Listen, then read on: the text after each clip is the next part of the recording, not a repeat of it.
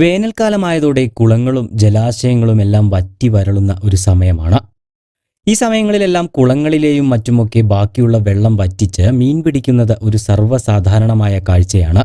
ഇനി സ്കൂൾ പൂട്ടിക്കഴിഞ്ഞാൽ നാട്ടിൻപുറങ്ങളിലുള്ള കുട്ടികളുടെ പ്രധാന വിനോദവും ഒരു പക്ഷേ അതുതന്നെയായിരിക്കും. എന്നാൽ അത്തരത്തിൽ കുളം വറ്റിച്ച് മീൻ പിടിക്കുന്നതിനിടെ കഴിഞ്ഞ ദിവസം യുവാവ് മരണപ്പെട്ടുവെന്ന ഞെട്ടിക്കുന്ന വാർത്തയാണ് കഴിഞ്ഞ ദിവസം കായംകുളത്തു നിന്നും പുറത്തു വന്നത്. പുതുപ്പള്ളി പ്രയാർ വടക്ക് തയ്യിൽത്തറയിൽ ആദർശ് എന്ന 25-കാരനാണ് അതിദാരുണമായി മരണപ്പെട്ടത്. പുതുപ്പള്ളിയിൽ കളികശ്ശേരി ക്ഷേത്രത്തിന് സമീപത്ത് തന്നെയുള്ള ഒരു കുളത്തിൽ മീൻ പിടിക്കാനായി എത്തിയതായിരുന്നു ആദർശും സംഘവും. വെള്ളം വറ്റിച്ച് ചെളിയിൽ പൂണ്ട കുളത്തിലേക്ക് ഏറെ ആകാംക്ഷയോടുകൂടി ഇറങ്ങിച്ചെന്നതായിരുന്നു ആദർശ്.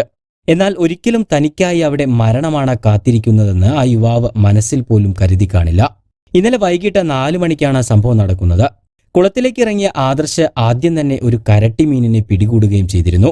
തൊട്ടുപിന്നാലെ തന്നെ മറ്റൊരു മീനിനെ പിടികൂടുന്നതിനു വേണ്ടി ആദർശ് ആദ്യം പിടിച്ച മീനിനെ വായിൽ കടിച്ചു പിടിക്കുകയായിരുന്നു. തുടർന്ന് അടുത്ത മീനിനായി തിരയുന്നതിനിടയിൽ കടിച്ചു പിടിച്ച മീൻ ആദർശിന്റെ വായ്ക്കുള്ളിൽ അകപ്പെട്ടു. തൊട്ടുപിന്നാലെ തന്നെ മീൻ ആദർശിന്റെ തൊണ്ടയിൽ കുടുങ്ങുകയും ശ്വാസം കിട്ടാതെ യുവാവ് പിടഞ്ഞു വീഴുകയുമായിരുന്നു. ഉടൻ തന്നെ സുഹൃത്തുക്കൾ ചേർന്ന യുവാവിനെ ഓച്ചിറയിലെ സ്വകാര്യ ആശുപത്രിയിൽ പ്രവേശിപ്പിച്ചുവെങ്കിലും ജീവൻ രക്ഷിക്കാനായില്ല. കല്ലടമുട്ടി, കരട്ടി, കരിപ്പിടി തുടങ്ങിയ പല പേരുകളിൽ അറിയപ്പെടുന്ന മീനാണിത്. പലപ്പോഴും മീൻ പിടിക്കുമ്പോൾ ആളുകൾ ഇത്തരത്തിൽ ജീവനുള്ള മീനിനെ വായിൽ കടിച്ചു പിടിക്കുന്നതായി കാണാറുണ്ട്. എന്നാൽ ഏറെ അപകടം പിടിച്ച ഒരു പ്രവൃത്തിയാണ് ഇതെന്ന് പറയാതിരിക്കാൻ വയ്യ. അതിന് വലിയൊരു ഉദാഹരണം തന്നെയാണ് ഈ ഞെട്ടിക്കുന്ന സംഭവം. അതുപോലെ തന്നെ കരട്ടി എന്നറിയപ്പെടുന്ന ഈ മീൻ ഏത് പ്രതികൂല സാഹചര്യങ്ങളിലും ഇഴഞ്ഞു നീങ്ങാൻ കഴിവുള്ള ഒരു മീൻ കൂടിയാണ്.